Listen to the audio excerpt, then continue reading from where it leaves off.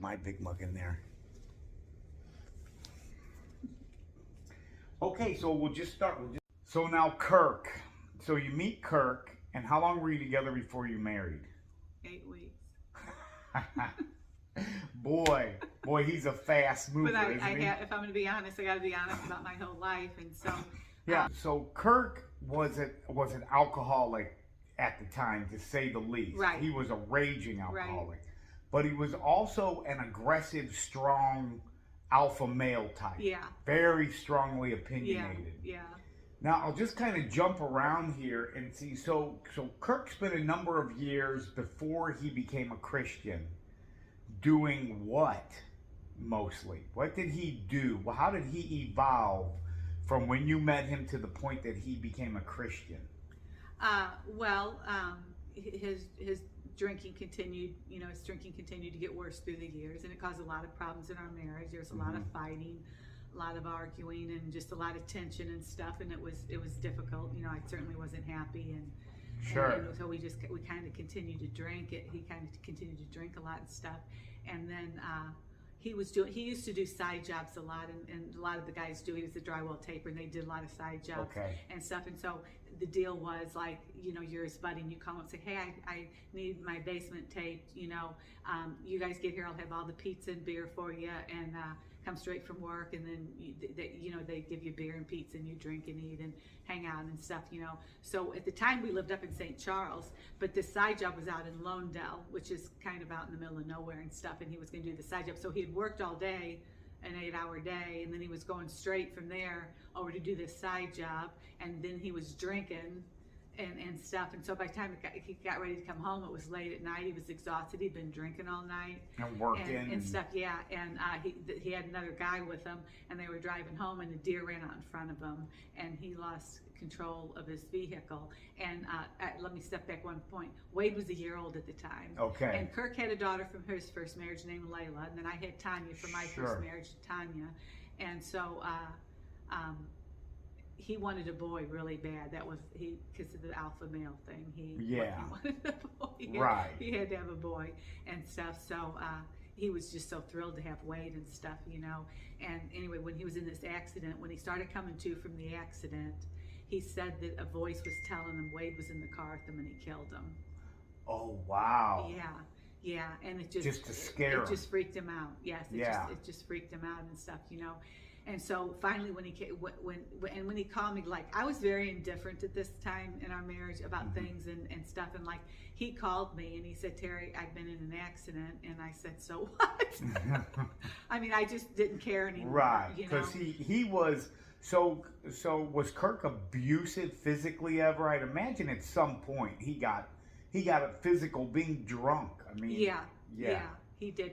So anyway, when his friend was telling him, no, Wade's at home, you didn't hurt him or anything, So anyway, so he came home, and that night, by the time he got home and everything, it was, it was almost morning and stuff. And he came in and he said to me, he said, Terrie, he said, find me an AA meeting, because I'm going to. No kidding. His dad was really big into AA, so he was very familiar with AA and stuff. And he said, find me at where there's an AA meeting tonight. You can find an AA meeting any night of the week, several, all at different locations. And he said, find me. And again, my attitude was, if you want an AA meeting, you find your own AA meeting. Right, I'm not your secretary, That I remember him telling me, Kirk and I had a lot of conversations over the years. I remember him telling me when he converted, you didn't really want much to do with it. Yeah. And now I look back and I see a different perspective to it, which is you were just fed up from just a lot of all the drinking and verbal abuse and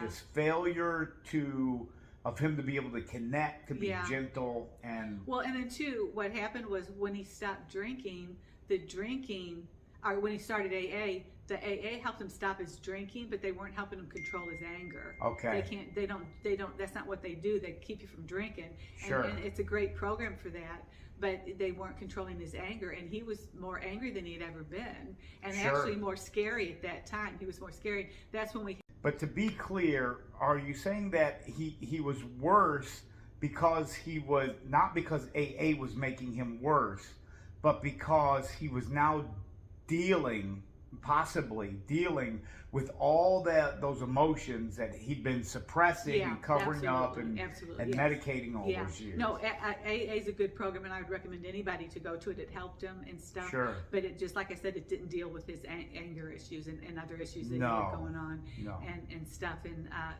so he kind of continued to rage and stuff. But incident that we had where we had gone somewhere and we came in, we had a split floor house, so you pull into the garage downstairs and then you have to come up those stairs. I remember that. Yeah. And that was in St. Charles? That was in St. Charles, yeah. And we were coming home from somewhere, and anyway, we're little, and they brought him in, and the kids went running up the stairs and in their room, and Kirk and I was being real smart alecky, and he did not like that disrespect, and that was something that always got to him, and I was good at dishing that out, being sarcastic and smart alecky. Yeah, real catty, real and so salty. I said something to him that he didn't like, and he was before me and I was behind him, and there's steps and then a foyer and then steps. So we were on these steps going up, and he turned around and he grabbed me by the throat and he threw me up in that corner, and he was strangling me. And I remember there was something over here that was twitching. It was like a nerve. It was just going crazy. Wow. Which made me, and his eyes had that glazed over look. And it was the only time that really scared me, because I thought, I don't think he's in his right mind right now. No, and he could do something not being in his right mind. And he was strangling me, and he had me up in that corner. And all of a sudden, Tanya and little Wade come running back down. They're standing at the top of those stairs, and they yell, "Please, Daddy, don't kill our mama." Oh, wow. And it just broke Kirk. I mean, it just broke him, And I think that was a big turning point. He said, Terrie, he sat up and he said, Terrie, he said, find a church, because I've got to be in church tonight.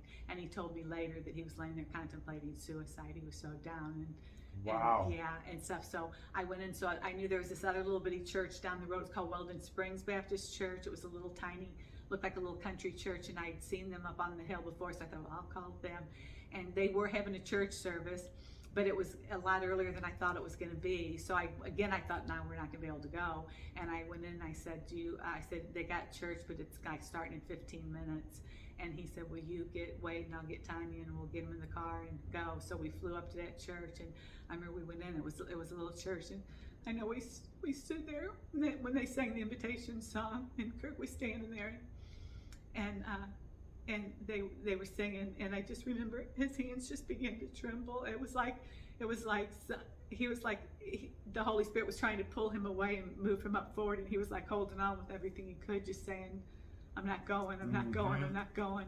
And before long, he just broke loose, and he walked up to the front of the church, and he just fell on his knees. He just fell on his knees, and he just prayed and asked God, to save him, and God just did a miraculous, and then what happened after that was he was like Mr. Perfect, and now I was the right.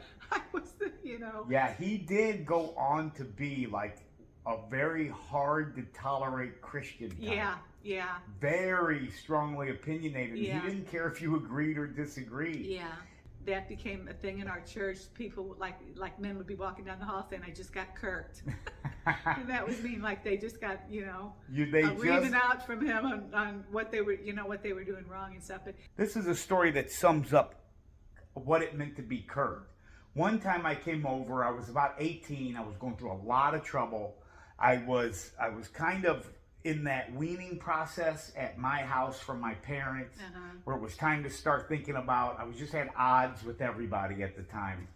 And I went over to ask Kirk for help because he was religious, and I was wanting to get the help Kirk got. Kirk had made some really massive changes in his life, and he was very well respected. And so it was a day when he was going to drive. He was supposed to take Tanya to CMSU University.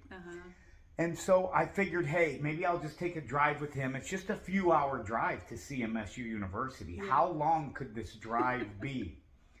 Kirk somehow knew every back road that went 25 miles an hour to CMSU University. And I swear I was on an 18-hour car ride with him after that, where he continuously called me a dirtbag again and again and told me I wasn't worthy. But the beauty of Kirk is that when he called you a dirtbag, and you turned around and walked away, when you turned back around, he was still there calling you a dirtbag. Yeah. And he didn't give up until you were convinced that you needed to convert. And he never really smiled through the process. He just kept coming at it. Yeah. So on that car ride, that 18 or 20 hour car ride to CMSU University and back, we got in this big disagreement about, he said, Tommy, you could dig a ditch and be happy. I said, Kirk, no way. I'm meant to be more than a ditch digger. I'll never be a ditch digger. How dare you? And I resented him for a long time for that. It's another lesson I learned. For 20 years, I held that resentment over that conversation that we had, though I still loved him and we still had a lot of conversations over the years. And sure enough, so I went on to do a lot of ditch digging in my day. And I've learned to build decks, and I build a nice deck. And now one of my favorite parts of building the deck is putting the auger aside and just taking a post hole shovel and getting on some soothing music, and I will dig post holes all day long into the sunset. It's one of my favorite. It's one of my favorite parts, one of the most relaxing parts. It gives you the good workout. Yeah. But I learned that from him with my kids. If I had a message to give, you just keep giving that message. You put your nose in it. Yeah. And you don't back off until it's delivered. Yeah.